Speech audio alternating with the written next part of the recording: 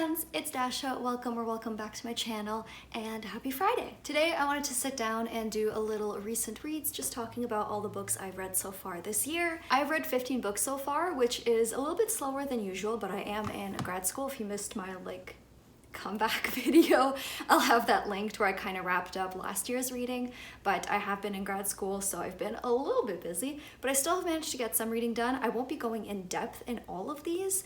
I am thinking of making some videos talking about specific books like on their own, standalone reviews. So not all of these books will get a ton of time. Some of them I just didn't care that much for. I don't have that much to say, but I do really want to quickly touch on all of them, so let's get into it. So the first book that I finished this year was Warbreaker by Brandon Sanderson. I started it late December, so I finished it at the beginning of January.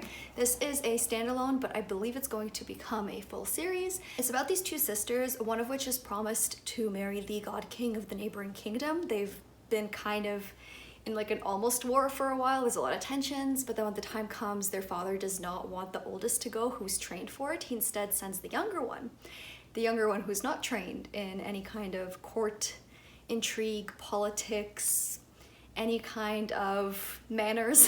So she is super willful. She's got a kind of fiery personality and streak, and she's supposed to go off and become this obedient wife, political pawn. Obviously that's not all that happens. There's a very large macro plot that you begin to see the threads of in here. There's this really cool magic system that's based on colors and breath, and I can't fully explain it because I'm not sure I 100% understood it, but it was really interesting to see what you could do with it, because one thing Brandon Sanderson does well is create really cool worlds and magic systems. This book also made me realize that maybe he's not a particularly great writer in terms of like his prose, but his books are really fun. I tend to enjoy his characters.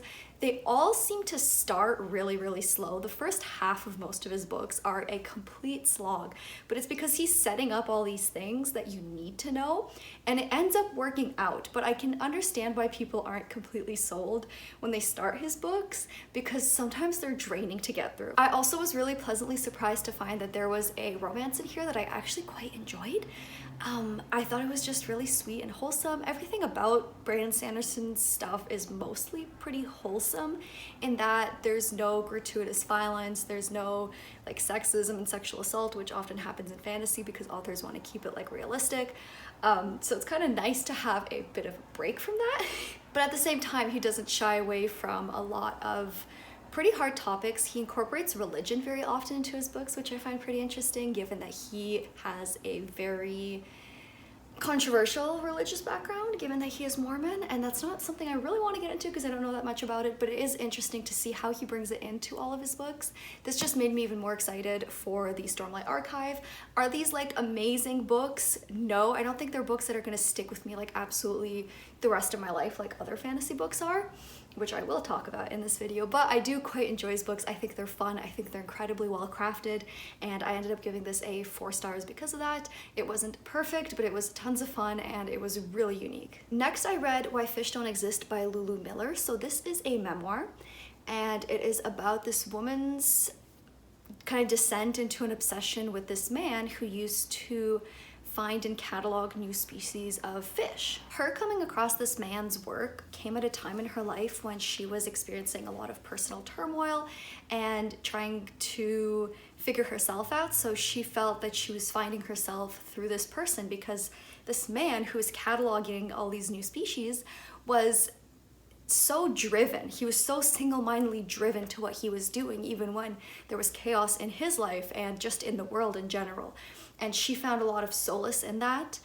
This was a book that I would recommend to others. I'm not sure it worked for me. I don't even have that much to say, because after I read it, I felt this like sense of nothing. I felt like it was interesting, some of the things that she talked about, but I didn't really fully feel connected to it. And I know that it's supposed to be this like, there's supposed to be a little bit of a moral to the tale, and she's really just sharing her journey getting into this man's life, because as you come to find out at the same time that she comes to find out in her grand timeline, he was not the person that she thought he was.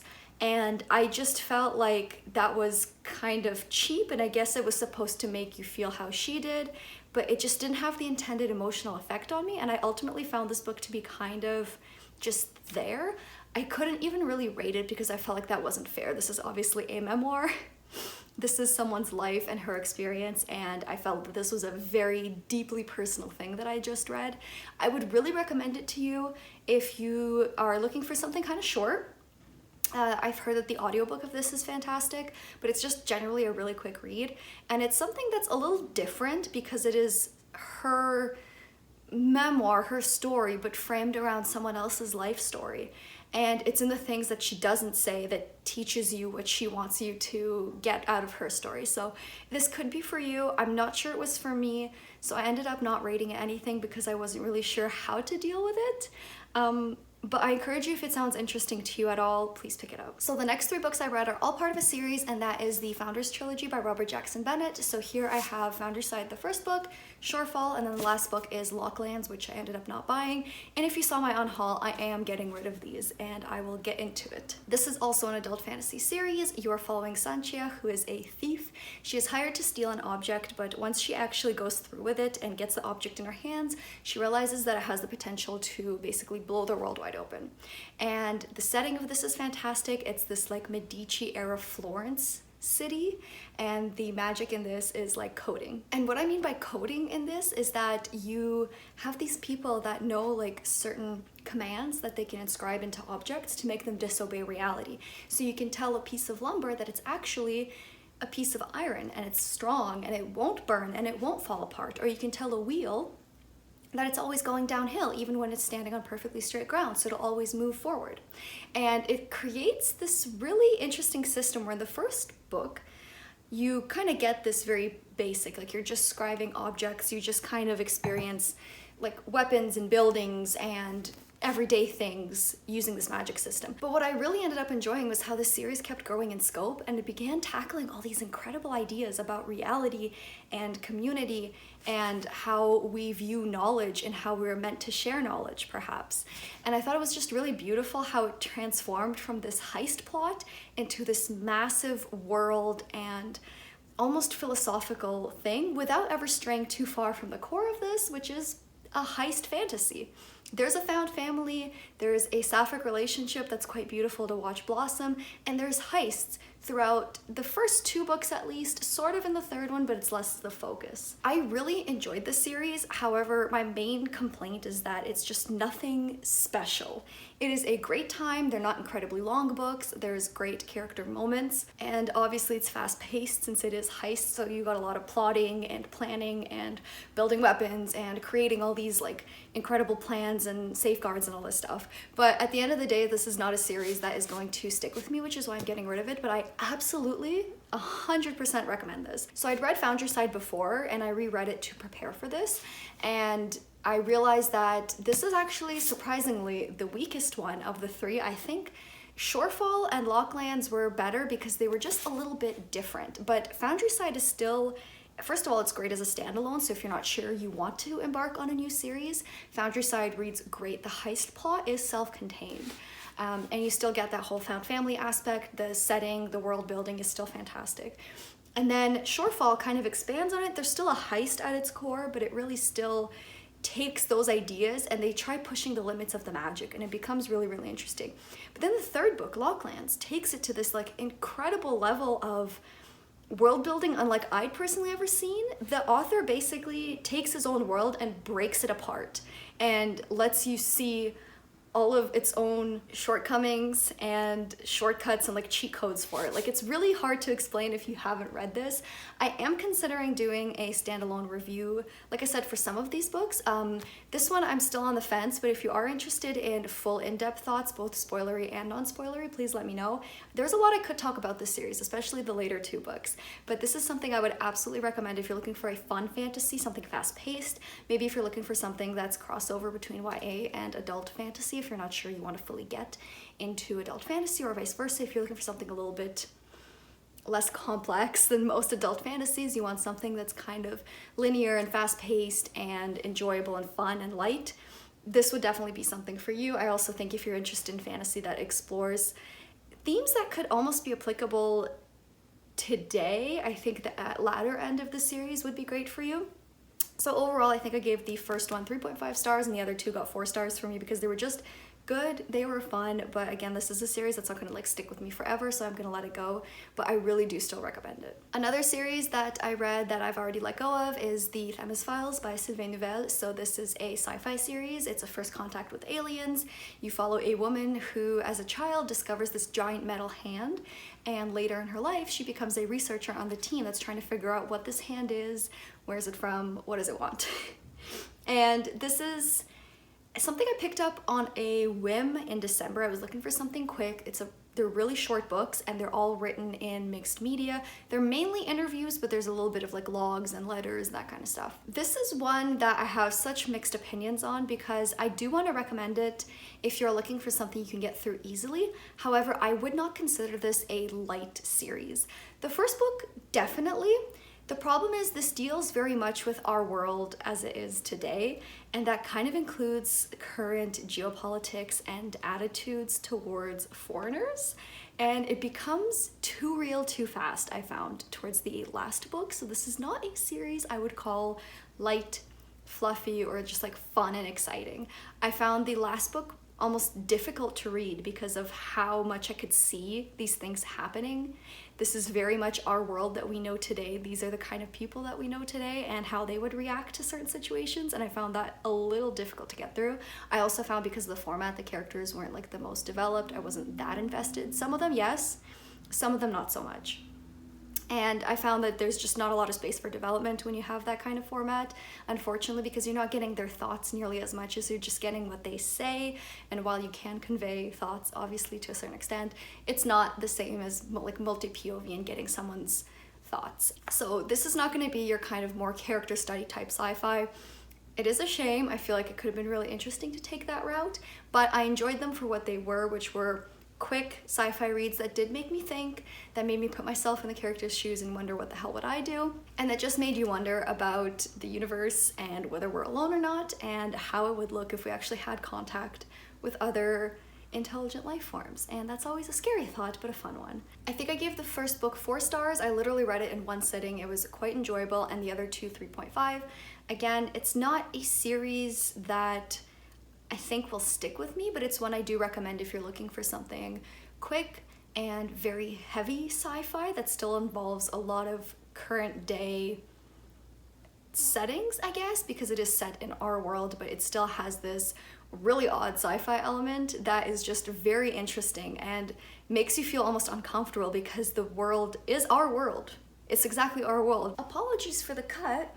Turns out that I kept talking for the rest of however long this is, but my phone ran out of storage space. We're just gonna redo it, and you won't know anything happened, but inside, I am crying. I guess where I left off, I was just talking about how I would still recommend the Themis Files, but it's not a series that I think is gonna stick with me, but here's one that will, and I will try not to gush about this.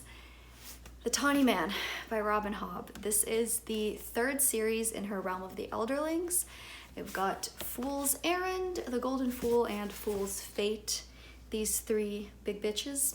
I loved every minute of this. So in the first series, you follow Fitz, who's abandoned by his mother's family at the keep, where his father's family, because he's a bastard son, takes him in, but his father abdicates the throne because he was king in waiting, and he realizes once he has a bastard son that it's very embarrassing, so he fucks off somewhere.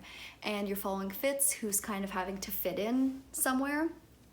And they can't really figure out what to do with him, so then they start training him to be a royal assassin. And this is not a particular like high stakes, high octane assassin story. I feel like I give this disclaimer every time on my channel. It's a very, very, very slow burn. You follow Fitz 15 years later in this series as he is living the life of like a reclusive hermit after the events of the first trilogy, because the second series in this world has little to no relation. It's tied in into the larger world macro plot, but like it's not directly, like you don't follow Fitz in that series at all or anyone directly related to him. So in this one you follow someone who comes and visits Fitz, who's been living as a recluse, as a hermit, and asks him to rejoin life, and they need his help with something. So they're asking him to come back and do what I'm so flustered now that I lost all that footage because everything was said so well. Fuck. Okay, rewind. Fitz is living as a recluse. It's been 15 years since the events of the previous Fitz series, and someone from his old life comes and asks for his help in something, basically making Fitz decide if he wants to rejoin his old life and come to terms with what happened, or if he keeps wanting to be hidden away and avoiding everything. And it's a beautiful series. This is the first time I've truly understood why people don't like Robin Hobb's, I guess, way of storytelling, because the middle book was so slow. Respectfully, nothing happened in this book. Nothing happened in this book. And while I love the character moments, as always, I love these characters, this was probably like the least good Robin Hobb book. I find her synopses, like on the back of the book and on Goodreads, always give so much shit away. And this one pissed me off because the synopsis in this one introduces something that doesn't happen till this book, the last book. So why would you introduce it here? Because yes, it's introduced, like the idea of doing this thing is brought up in this book, but why would you introduce that here instead of leaving that? Because it happens like halfway through the book or 60% of the way in. So first of all, kind of a spoiler, and that's what's happening throughout this whole book. Anyways, whoever makes those decisions for Robin Hobb always gets me angry, but that just goes to show how little happens in this book, because the event that takes place during all of this is just introduced here, and that's enough to make it to the synopsis, apparently. I can absolutely see like why people don't enjoy this. It is slow, it is tedious, it is painful, but it is everything that I love personally. I love these characters so much. I really enjoy this world. I love the magic and getting to know more of the magic. And for me, it's just such a beloved series. You can tell by the amount of tabs I have in this. I normally don't tab books this much unless they're nonfiction, but this is a lot for me because I love these characters and the moments between them, and Robin Hobb's writing and her just insight into like the human condition and human emotions is incredible for me. You really feel all of the emotions Fitz is feeling all the time, and it's just heartbreaking because he's big dumb idiot baby and I want him to just snap out of it, but he never does. But this is a series I'd still recommend to everyone. I will keep shouting about Robin Hobb forever. I know it's not a series for everyone, but this just really cemented just how much I love her. I don't think I'm prepared for the last Fitz series. My heart will be broken, but Jesus Christ, I'm excited. I want to very quickly talk about this because I don't have much to say, but I didn't like it. This is a dark horror manga. This is, if you can't tell, this is the bind-up of the first 3 volumes of Berserk. And it's basically following Guts, who is a broody, miserable swordsman that just runs around. I'm not even sure what the plot really is. I'm not gonna hold this up because that's heavy. My issue with Berserk is I read horror, I watch horror. I am not a wuss, but this is insanely unpleasant. Fuck. I am putting a plea out right here and now that any woman who watch me, if you have read the series, please let me know if it is worth it for you, because with all due respect, the only people I've seen wholeheartedly recommend the series have been men. The reason I really wanted to love this was because I've heard that the whole character and story arc is fantastic. I've heard that it is the basis for so many really beloved pieces of media, including some that I've enjoyed. And in theory, that sounds like a really good reason to read it. And in theory, it sounds like something I would enjoy. However, this is not enjoyable at all. And not all literature has to be enjoyable, but I should still get a certain sense of satisfaction or feel some kind of purpose in reading something. But going through Berserk has just been exhausting. I come out of every single volume feeling exhausted, and I find that I almost feel like there's no purpose for me to read this. I feel no connection to Guts. I feel absolutely no desire to ever root for him. And it's frustrating because I'm told that the whole point is that he has this character arc. And even at the end of the 3rd volume, so like the last few pages of this, there is a scene where you kind of get a bit of a backstory from Guts. And it's heartbreaking. In my mind, that still does not explain or excuse why he is the way that he is. It might explain it, but that doesn't make me like him anymore, because to me, how you deal with what you've been through is a testament to your character, especially to characters that are meant to be heroes or even anti-heroes. You're still supposed to have something to root for, and I find Guts utterly unpleasant and detestable. And again, that's why I'm kind of asking other women who have read this to let me know if they found it was a satisfying payoff and story arc, because where I stand, I'm still intrigued enough, but I just didn't have a good time with this. I ended up giving it just 3 stars, which I think just indicates how I felt so conflicted about it, because there's parts that I see the potential, but overall, I just don't have remotely a good time with this. And at the end of the day, that is what reading fiction is mostly for. I need to get something out of it. I need to get some level of pleasure out of it. There's nothing I enjoy about this. I want to talk about Bring the War Home by Kathleen Belew. So this is about the white power movement in the States. White nationalism, Christian nationalism, populist movements, and how since the Vietnam War, there's been this very militaristic element. I was gonna say aspect and element at the same time. This is not going well. My first take was so much better.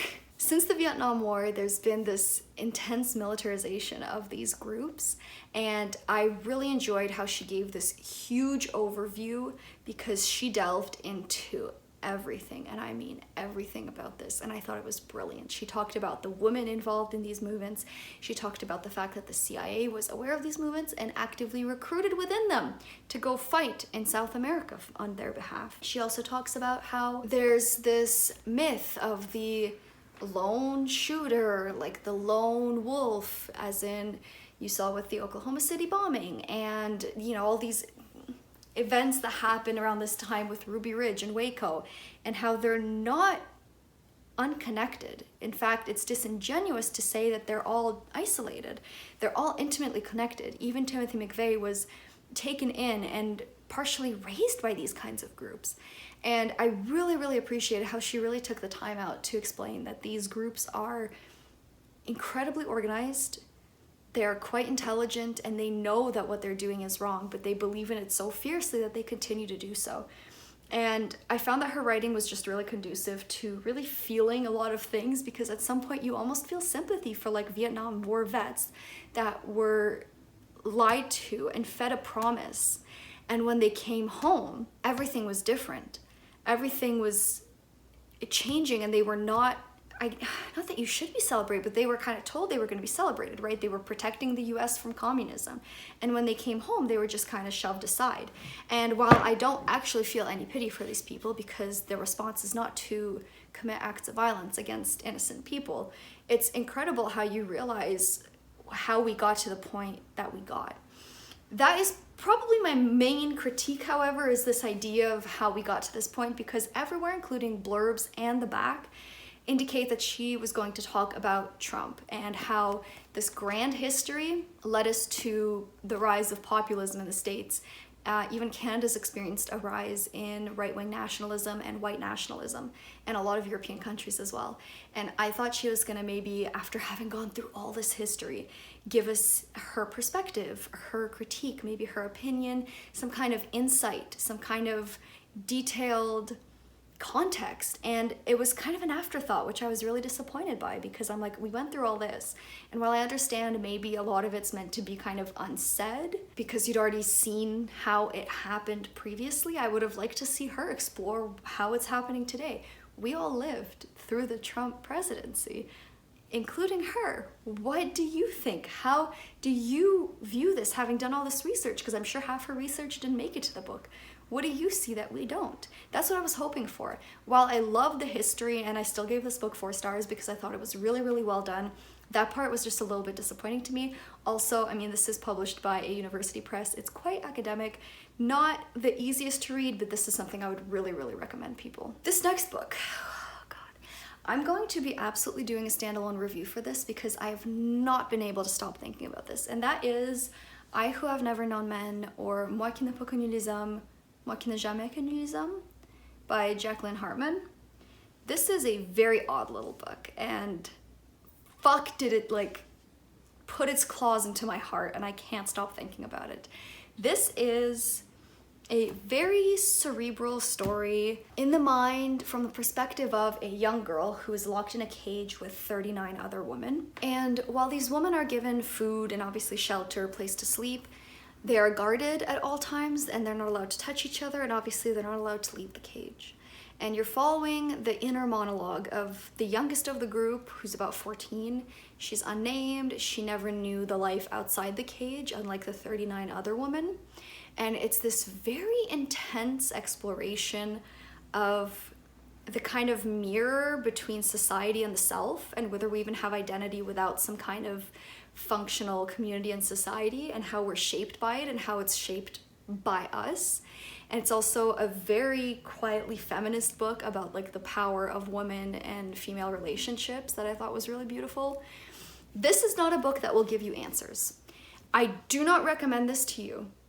Listen to me, before I get yelled at for someone who reads it and comes back to me. I do not recommend this to you if you need answers in your sci-fi dystopian apocalyptic books. You will not get them. This book gives you more questions as you go along, rather than answers.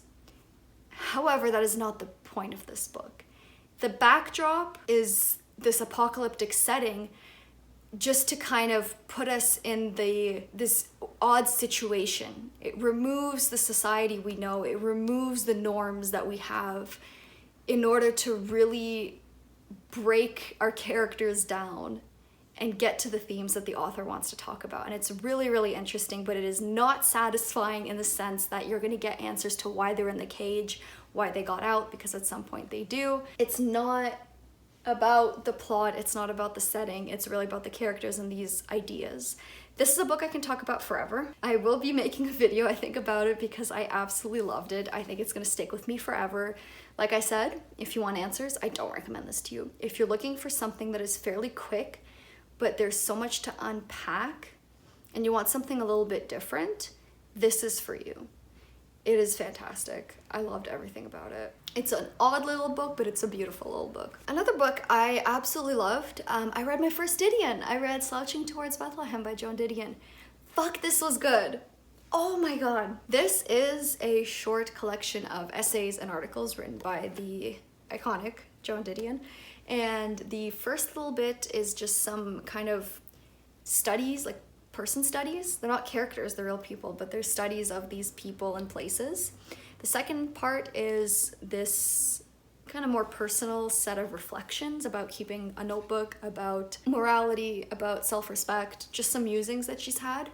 And then the last little bit is about places that she's loved. So she talks about obviously California, which she writes an awful lot about, and she also writes about New York, which I really liked, Hawaii, and a few other places. And her writing, I absolutely see why she is so beloved. There's something so poignant about her writing that just kind of grips you and it can't let go. She has this way of looking at people and writing very honestly in a way that feels melancholic, but it's not that like she romanticizes anyone or anything. For example, she writes about High-Ashbury, which was the heart of the San Francisco like hippie era, but she doesn't make you really want to be there because she writes about all the ugly parts as well. But you see the beauty in it. You see what people saw in it. You see why it was so important and so popular.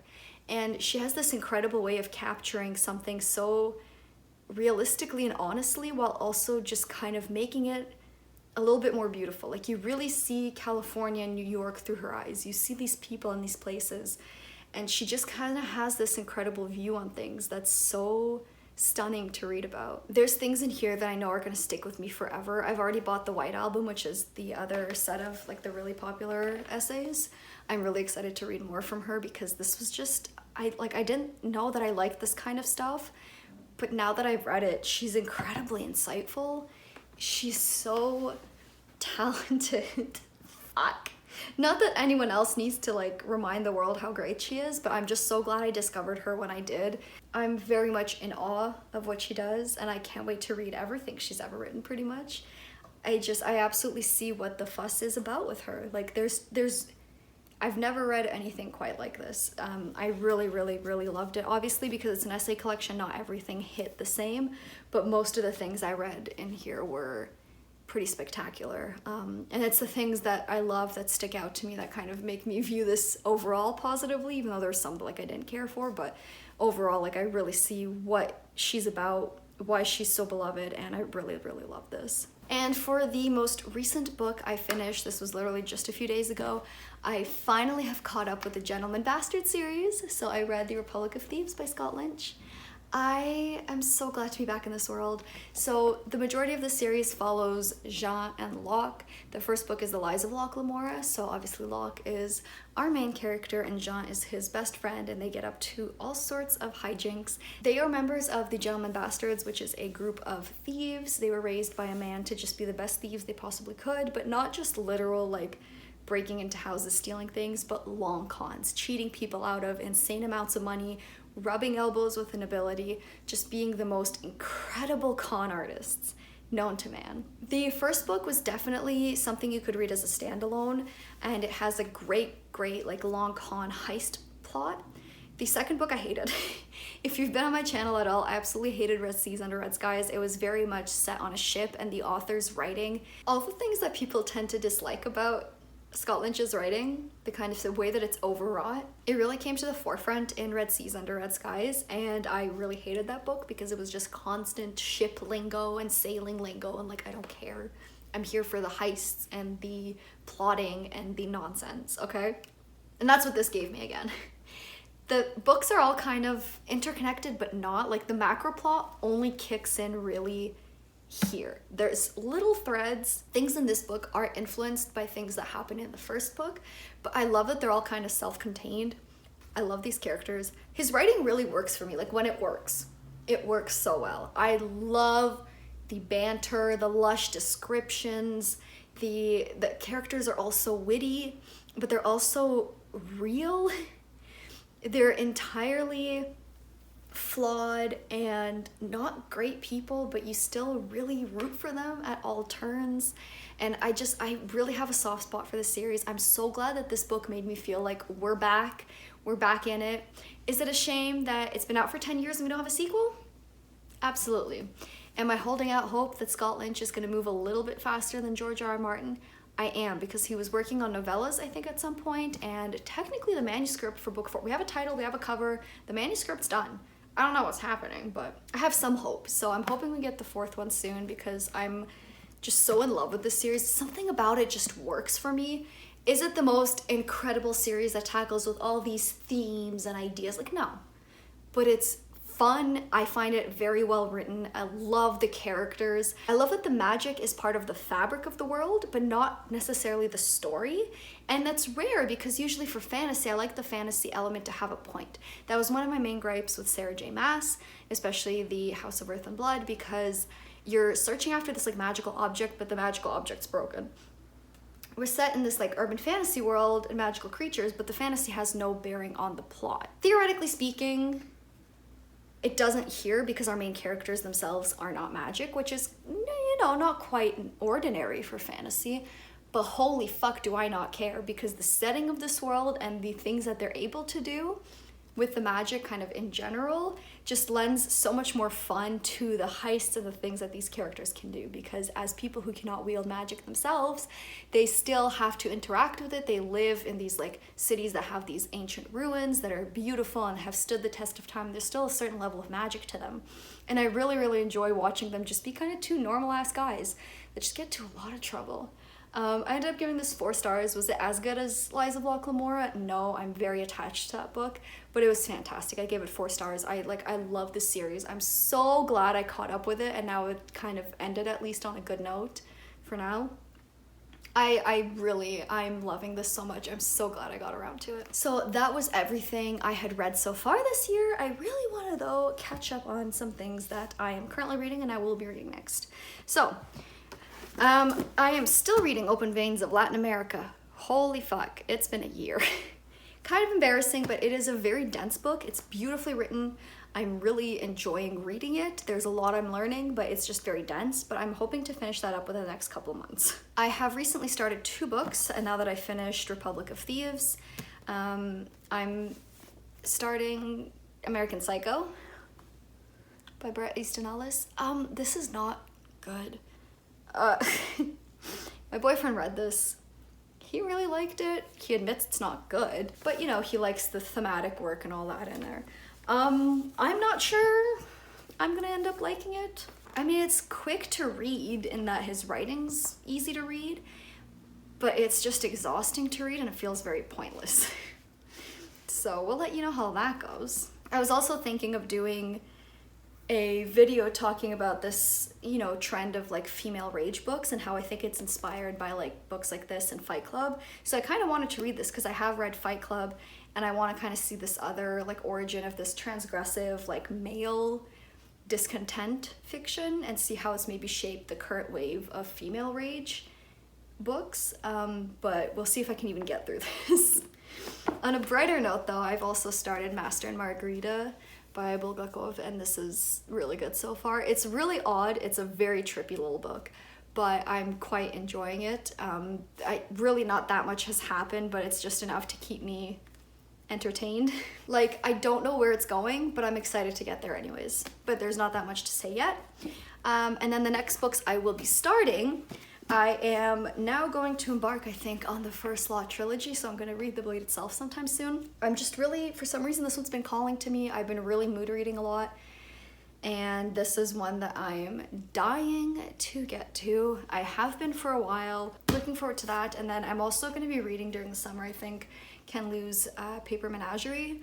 He also has obviously the Dandelion Dynasty. I have the first book, but I don't think I want to get into it yet.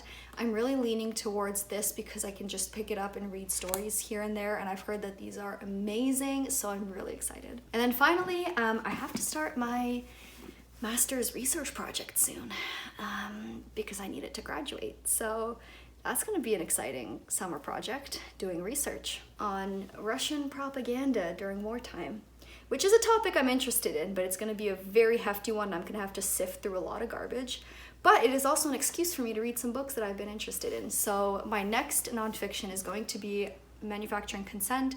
I'm really excited for this. I've heard that it's just very applicable in today's day and age anyways, and I think it's going to be a great starting point for my paper. One of the profs that I talked to as a potential supervisor recommended this to me, and I trust him, so I'm looking forward to that. But that is officially everything. Keep your eye out for book reviews for the ones that I've mentioned.